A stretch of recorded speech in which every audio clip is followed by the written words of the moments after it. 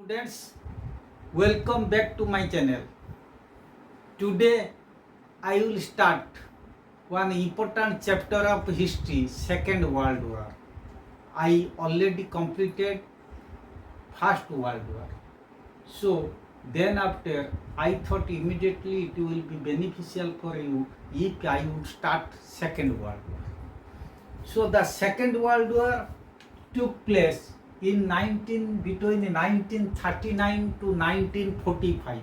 Okay, so after First World War, it is the major war which took place and overturned the backbone of the people of the entire world. Okay, so first world war के बाद second world war सबसे खतरनाक साबित हुआ था. अभी भी world भी एक हॉरर की पोजीशन में अभी भी है, क्योंकि थर्ड वर्ल्ड वॉर भी होने का चांसेस भी आगे भी है. सब लोग का दिमाग में अभी टेंशन ही टेंशन है. थर्ड वर्ल्ड वॉर अगर होने पर शायद ये वर्ल्ड कंप्लीटली डिस्ट्रक्शन हो जाएगा, क्योंकि दिन प्रतिदिन नया नया वेपन, सोफिस्टिकेटेड वेपन्स, नया sophisticated armaments and nuclear weapons, बहुत चीज़ नया खोज आज का दुनिया में शायद ऑलमोस्ट सारे कंट्री के पास है. अभी वर्ल्ड होने पर ये जरूर सेकेंड वर्ल्ड वॉर से बहुत खतरनाक साबित होगा. Okay, so now second world war I am trying to complete it within one shot, so be careful. So the Second World War, which took place between 1939 to 1945. So the First World War and its harsh treaties sowed the seeds for the Second World War. The First World War and its harsh treaties sowed मतलब SOWED, the seeds for the Second World War. The damage caused by the Second World War suppressed all other wars, and the world was brought to a complete state of destruction. Okay, so Second World War में जो damage हुआ था ये first world war से कई गुना ज़्यादा हुआ था. तो द एंटायर वर्ल्ड एक ऑलमोस्ट एक डिस्ट्रक्शन स्टेज में पहुंच गया. तब according to syllabus I will continue the next thing. What are the major causes of the First World War? So there are many causes. So first cause, I am just recalling you dissatisfaction of the Treaty of Versailles. All of you know about the Treaty of Versailles. The Treaty of Versailles, which was formed just after the First World War. Actually, the winner nation was burdened the Treaty of Versailles among the over the shoulders of the defeated nations, especially Germany and Italy. Okay, so that was very harsh and humiliating. So the dissatisfaction of the Treaty of Versailles caused one of the major cause for the Second World War. The treaty formed after the First World War was very harsh and humiliating for Germany, which showed the seeds of bitterness and conflict among the Germans. The treaty formed after the First World War was very harsh and humiliating for Germany, which showed the seeds of dissatisfaction and conflict among all Germans. Okay, the treaty demanded the annexation of German Empire and creation of many states. Germany को annexation करके बहुत सा छोटा छोटा state का formation हुआ. तब इसका रिजल्ट जर्मन को छीन के छोटा छोटा नया स्टेट जो बना गया, जर्मनी का बहुत नुकसान हुआ. Germany was also divided for the benefit of Poland. Poland का बेनिफिट के लिए इसके बाद में इमीडिएट कॉज में पढ़ाऊंगा एक डेंजिंग कॉरिडोर. ये क्या होता हुआ, जर्मनी को छीन के वो पोलैंड को दिया गया था. इसीलिए क्योंकि पोलैंड का ट्रेड और बिजनेस सी में ट्रेड और बिजनेस के लिए और सहायता होने के लिए जस्ट वो इमीडिएट कॉज में तुम लोग को समझाऊंगा. The military power of Germany was considerably reduced. Germany का मिलिट्री पावर बहुत कम कर दिया गया. अच्छा, then the treatment, the Germany was also burdened with $33 billion as war indemnity. War loss के लिए जितने भी डैमेज हुआ था, जितना लॉस हुआ था, और इंग्लैंड और फ्रांस ये जर्मनी का शोल्डर पर लद दिए. वो सोचे जो वार में जो खर्चा हुआ तुझे ही देना पड़ेगा, क्योंकि German was the heroes of the opposite party in first world war. Okay, the treatment meted out to Germany was based on the spirit of revenge. It was a black spot for the Germans and they wanted to wipe it out. The treatment meted out to Germany was very humiliating and was a spirit of revenge. The Germans, it was like a black spot for the Germans.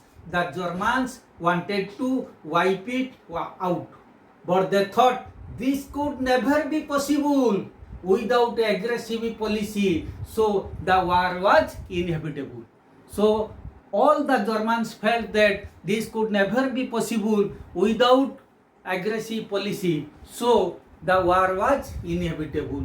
So completed according I completed it the dissatisfaction of the Treaty of Versailles point by point, nearly 5 to 6 point I detected. So this point is completed, dissatisfaction of the Treaty of Versailles. Then rise of fascism and Nazism. Okay, ये भी एक chapter है तुम लोग का. What is the similarity of fascism and Nazism, principle of fascism and Nazism. So ये rise of fascism और Nazism, ये दोनों एक्सट्रीम नेशनलिज्म, ये फ्रांस और जर्मनी में, जर्मनी और इटाली में हुआ था. ये भी एक मेजर कॉज था. The rise of point 1, the rise of extreme nationalism in Italy and Germany respectively contributed the Second World War. The rise of extreme nationalism both in Italy and Germany also contributed the cause of the Second World War. In Italy, Mussolini formed his dictatorial form of government. In Italy, Mussolini formed his dictatorial form of government called fascism and assured the people of the Italy to regain the past Roman Empire. In Italy, Mussolini formed his dictatorial form of government called fascism and his party was fascist party and assured the people of Germany to regain the past glory of the Roman Empire. Okay, Mussolini opposed the Treaty of Versailles and designed his imperialistic policy by attacking Abyssinia, Abyssinia.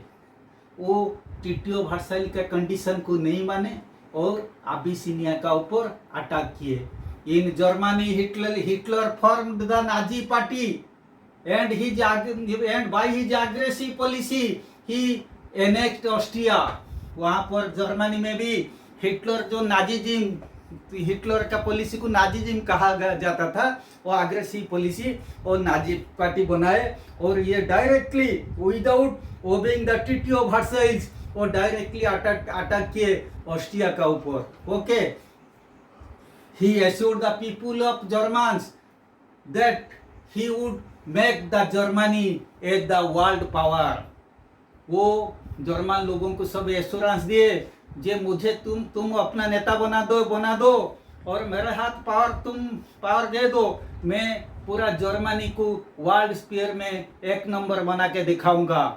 Okay, so thus both Mussolini and Hitler drove out the entire world into another war.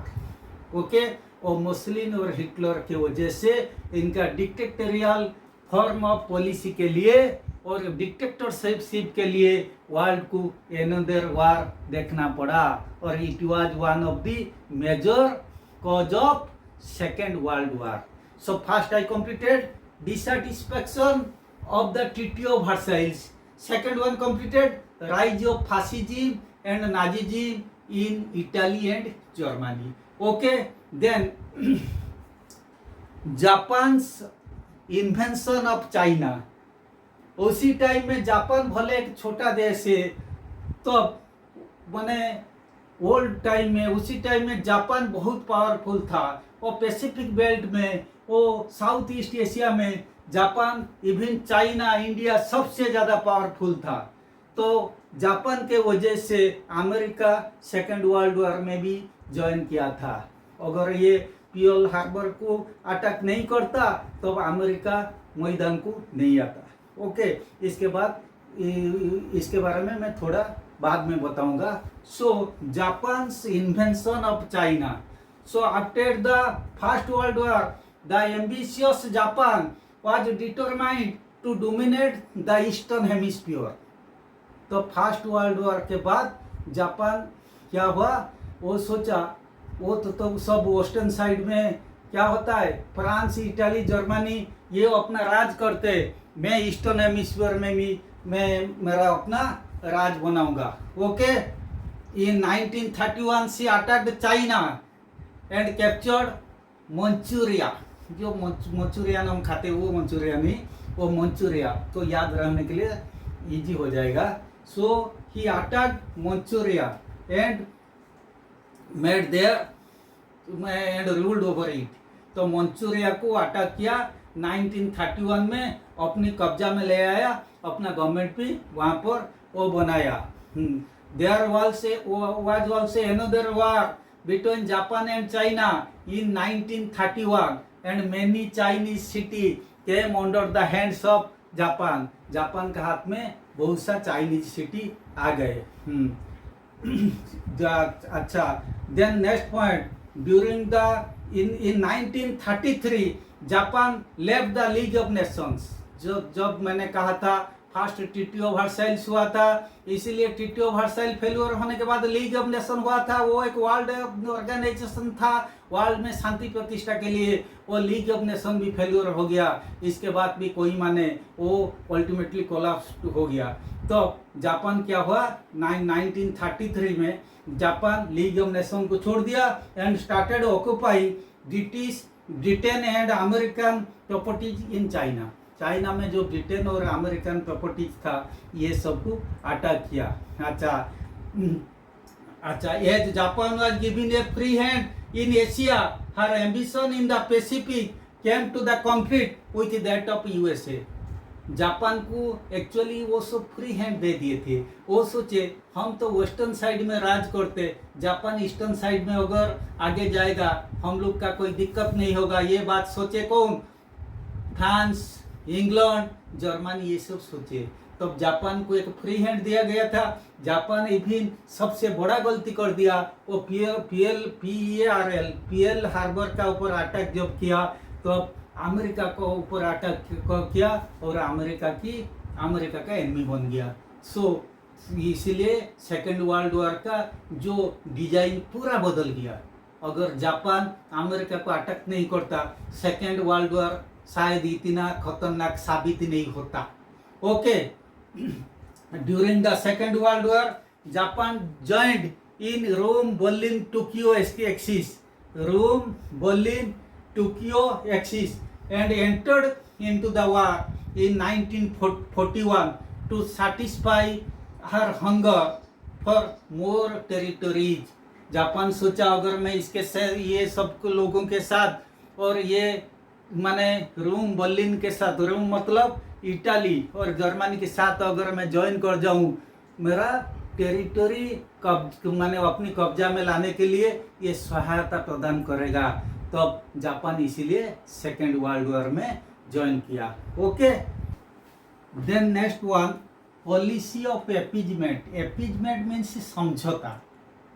तो Britain और France सोचिए, ये Germany सबसे खतरनाक होता है western side में सबसे खतरनाक कंट्री तो जर्मनी था। वो सोचे अगर जर्मनी के साथ सालिश किया जाए तो फर्दर वार नहीं हो सकता, इसीलिए उन्होंने क्या किए, जो ट्रीटी ऑफ वर्साइल इसका अगेंस्ट में जो इसको इल ट्रीटमेंट दे रहे थे वो लोग, treaty according to the condition of treaty and Versailles, इसको सोचे अगर ये कंडीशन को सब हटा दें तो शायद जर्मनी शांत हो जाएगा। लेकिन इसका रिवर्स हुआ। हिटलर सोचा ये सब निकम्मा है, मेरे साथ युद्ध करने के लिए इनके पास ताकत नहीं है, तो ये और एग्रेसिव हो गया, ओके, मैंने वार स्टार्ट कर दिया। ओके, तो ये हो गया policy of appeasement. So first point, Britain and France followed the policy of appeasement towards dictatorial countries like Germany and Italy. They felt that, second point, they felt that these countries had a real cause of grievance due to humiliating conditions of the Treaty of Versailles, and if their grievances were removed, they would not disturb world peace. They thought if their grievances were removed, they would not disturb the world peace. शायद इनका ऊपर अगर समझौता इसके साथ किया जाए, कुछ कंडीशन को अगर हम लिबरल ले आए तो ये शांत पड़ जाएंगे और डिस्टर्ब नहीं करेंगे। ये आइडिया था इंग्लैंड और फ्रांस के। Okay, further they wanted to check the rising tide of communism and Russian Bolshevism, BOLSHEVISM, वो कम्युनिज्म टाइप जो इंडिया और रशिया में जो बोल्शेविज्म होता है। fearing that Germany would divert towards Russian Bolshevism, और रशिया ईस्टर्न हेमिस्फीयर साइड में सबसे ताकत वाला था, वो सोचे कम्युनिज्म स्प्रेड होगा, शायद रशिया का कब्जा में बोल्शेविज्म का कब्जा में, रशियन बोल्शेविज्म कब्जा में आ जाएगा वेस्टर्न कंट्री भाया जर्मनी, ये इनका मन में फियर रहा। They therefore followed Germany to rearm and remilitarize the Rhineland को वो जो छीन लिए थे वो इसको दे दिए, और according to treaty of Versailles वो बोले तुम राइनलैंड में अपनी मिलिट्री बेस बना सकते हो, तुम्हारे लिए कुछ पाबंदी नहीं है। And also they allowed Germany to capture Austria and Czechoslovakia. Austria और चेकोस्लोवाकिया को वो जो अटैक कर रहा था, वो बोला you can attack and you can keep it under your control. तो वो ऑस्ट्रिया और चेकोस्लोवाकिया को अनेक्स करने के लिए जर्मनी को कुछ नहीं बोले फ्रांस और England. Okay, the policy of appeasement convinced Hitler that, reverse चीज हुआ, हिटलर अलग ढंग से सोचे, इसका रिवर्स हिटलर का मन में रिवर्स भावना आया। The policy of appeasement convinced Hitler that the Western countries had neither the intention nor capacity to stand in front of him. The Western country had neither the intention nor capacity to stand in front of him. Eventually, the policy of appeasement drove Hitler to attack Poland on 1st September 1939, and with this the Second World War began. जो second world war Poland का ऊपर जो attack हुआ था immediate cause, लेकिन ये नहीं, इसके बाद आएगा, लेकिन वो अल्टीमेटली इनका दिमाग में सेट हो गया था ये लोग निकम्मा है, हम हमारा वो कुछ बिगाड़ नहीं सकते, तब इसीलिए वो पूरा अग्रेसिव होके था। तो अब जो इमीडिएट कॉज स्टार्ट हुआ इन्वेंशन ऑफ पोलैंड, तो इमीडिएट कॉज के बाद ये पोलैंड के ऊपर डायरेक्ट अटैक किया, तो 1 सितंबर 1939 में तो first second world war start हो गया। Okay, then Hitler's invention in on Poland, ये this is the immediate cause, Hitler's invention on Poland. I just recall you immediate cause of first world war, Sarajevo crisis, यहाँ पे भी immediate cause of second world war, मतलब जो के cause के वो तो बहुत सारा कॉज होता है, लेकिन एक कॉज के वजह से स्टार्ट इमीडिएटली बिगिन हो गया। जैसे फर्स्ट वॉर ऑफ इंडिपेंडेंस मैंने याद दिलाओ, वो जो इंट्रोडक्शन ऑफ एनफील्ड राइफल, सो जो एनफील्ड ग्रीस्ट कार्ट्रिज एनफील्ड राइफल, वो चीज याद दिलाओ, जो इमीडिएटली इसके बाद जो स्टार्ट हो जाता कोई चीज तो उससे इमीडिएट कॉज कहा जाता। तो Hitler's invention in Poland. Okay, so ये हिटलर्स इन्वेंशन इन पोलैंड, तब ये क्या होता है, this is the immediate cause. Germany was divided into two parts by the treaty of Versailles. Okay, treaty of Versailles के आधार पर जर्मनी को दो भाग कर दिया गया, in order to give a land route to Poland up to the sea and the port Danzig was also given to Poland. ये Danzig एक जगह होता है, यहाँ का इंपॉर्टेंट पोर्ट होता, वो क्या किए, ट्रीटी ऑफ वर्साइल के अनुसार फ्रांस और इंग्लैंड दोनों बोले पोलैंड के लिए कोई रास्ता नहीं सी को जाने के लिए, हम इसी रास्ते में पोलैंड को इसको छीन के दे देंगे ताकि पोलैंड सी में ट्रेड बिजनेस कर सके। तब लेकिन ये जर्मनी से जबरदस्ती छीन के ले गए, मैक्सिमम जर्मन लोग वहाँ रहते थे। ओके, सो ये जर्मनी क्या, अगर ये डेंजिंग पोर्ट नहीं रहता, डेंजिंग कॉरिडोर, ये डेंजिंग पोर्ट यहाँ होता है, ये डेंजिंग कॉरिडोर, ये जगह होके जर्मनी ये भी बिजनेस करता था लैंड रूट में, वही थी ईस्ट प्रोसिया, वो ईस्ट प्रोसिया को भी नहीं जा पाया। ओके, जर्मनी का डबल लॉस हुआ, एक ईस्ट प्रोसिया के साथ भी लैंड बिजनेस नहीं हो पाया, एक होता है ये पोर्ट भी छीन लिए और जर्मनी का एक अंश ये पोलैंड को जबरदस्ती दे दिए। Second point, Danzig had considerable German population and it would provide a corridor through Poland to East Prussia। मैंने कहा ये ईस्ट प्रोसिया को बिजनेस करने के लिए जर्मनी को और रास्ता इसी रास्ते में वो जाते थे। On September 1, 1939 the German army marched into Poland। German पूरा तो घुसा होके था, तो इसके साथ तो हिटलर पूरा ये सबसे खतरनाक ये साबित हुआ, जो डेंजिंग को छीन के ले गए तो हिटलर बहुत अग्रेसिव हुए और सितंबर 1, 1939 में वो पोलैंड के अगेंस्ट में युद्ध डिक्लेयर कर दिए। France and England gave an ultimatum to Germany.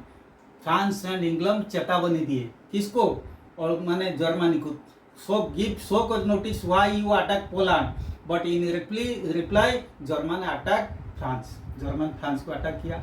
So on immediately after 2 days on September 3rd, Britain and France declared war against Germany.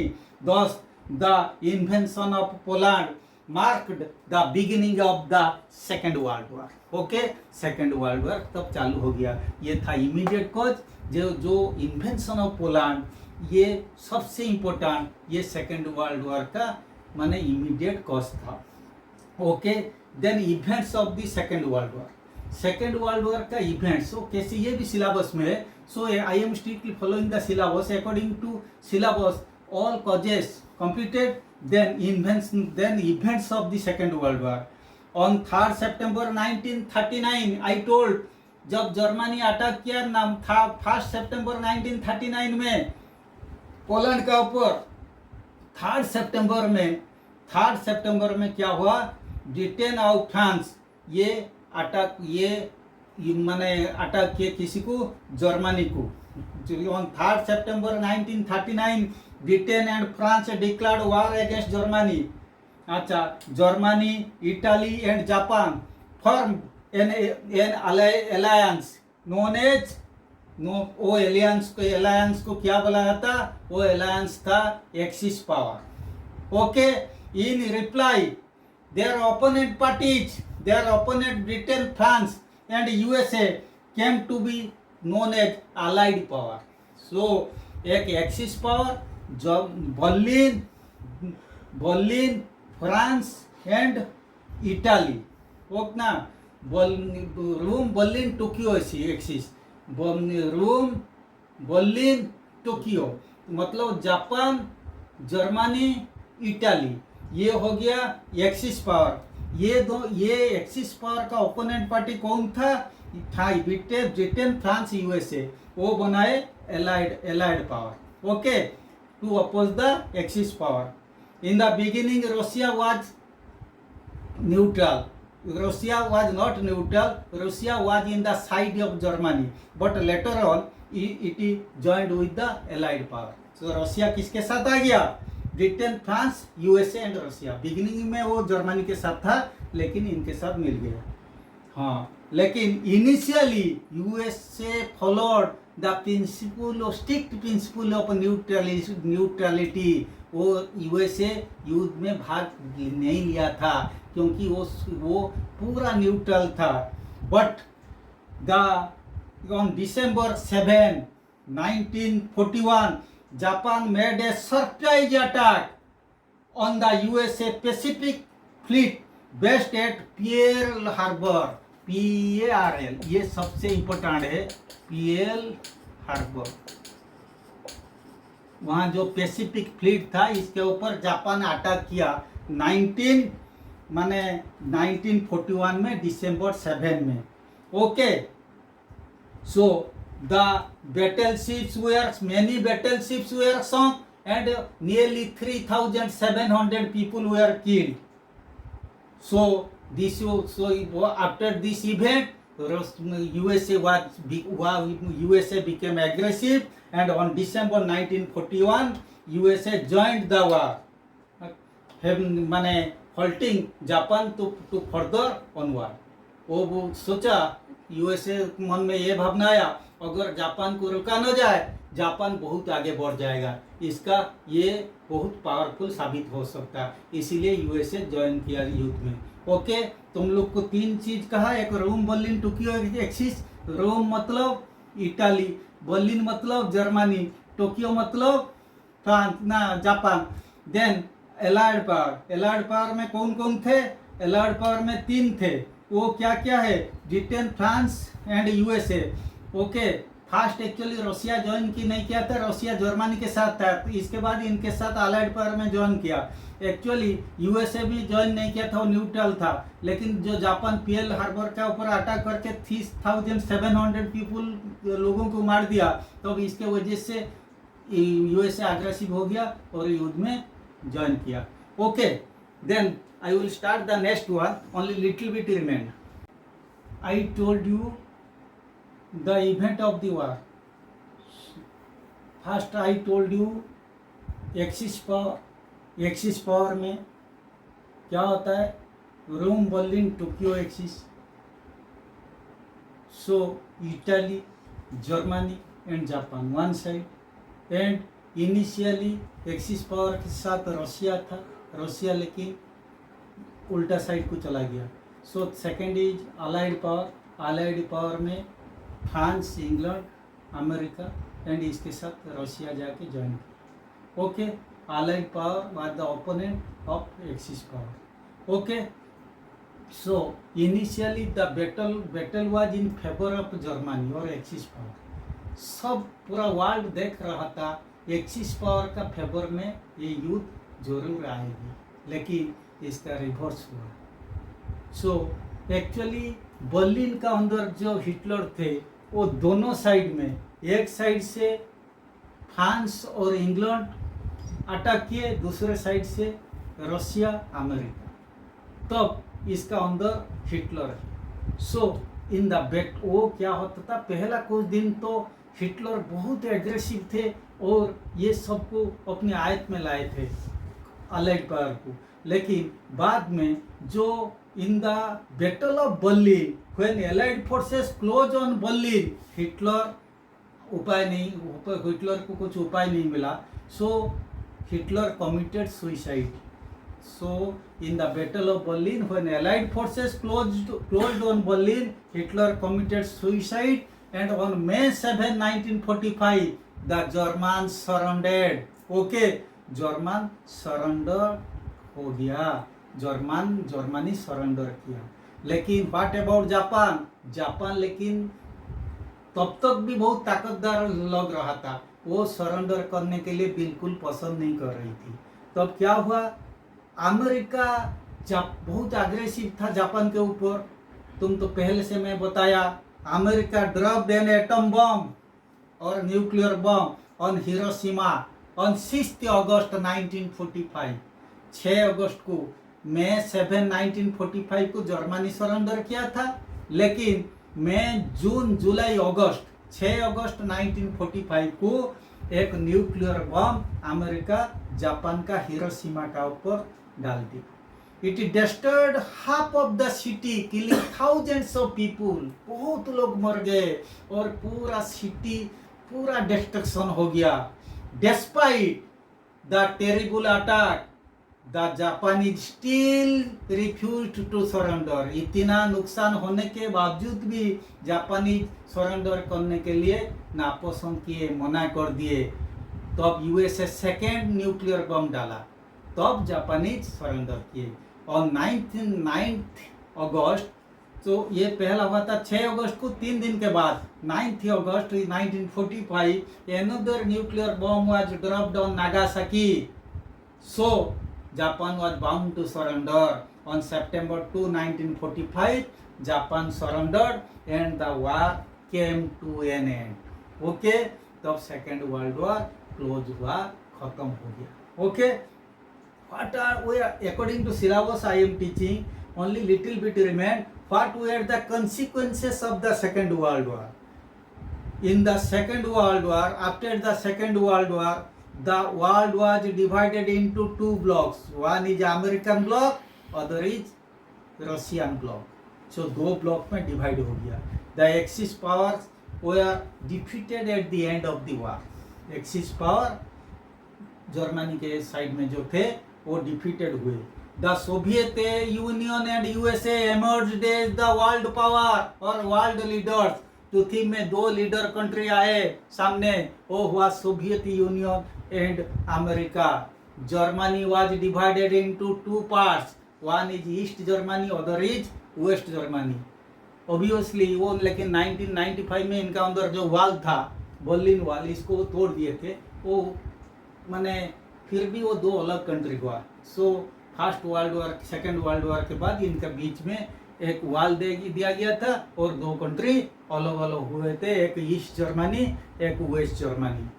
The colonial power lost their power and many countries like India, Sri Lanka, Myanmar, Malaysia, Indonesia got their freedom. Okay, तब ये सबको आज़ादी मिल गया. So second world war complete हुआ. Only little bit remain तुम्हारा syllabus में वो आता है, व्हाट इज कोल्ड वॉर. अरे भाई, कोल्ड वॉर क्या? कोल्ड वॉर मतलब शीतल युद्ध, मतलब शीतल, ठंडा होकर हम कभी युद्ध नहीं करते, लेकिन ठंडा में जो युद्ध किया जाता है उससे कोल्ड वॉर कहा जाता है. इसका मतलब डायरेक्टली हम लड़ाई नहीं करेंगे, लेकिन अंदर से क्या करेंगे, दूसरे को तो हम चिंता करेंगे दूसरे पार्टी कैसे डाउन हो जाए. Okay, so what is cold war? It might be asked in exam bearing in like a short question. So cold war referred to an atmosphere where there is no direct armed struggle. Cold war refers to an atmosphere where there is no direct armed struggle, but there is an ideological hatred and political distrust. But there is an ideological hatred and political distrust. I again repeat, Cold War refers to an atmosphere where is no direct armed struggle, but there is an ideological hatred and political distrust. Okay, with this I completed Second World War in one shot, because I always told you, if I would take 2-3 class, it may be inconvenient to you. So for your convenience, I completed the entire chapter in one class, because previously I completed First World War, so immediately I followed the Second World War. So if two chapters simultaneously completed, then it might be benefited for you. Okay.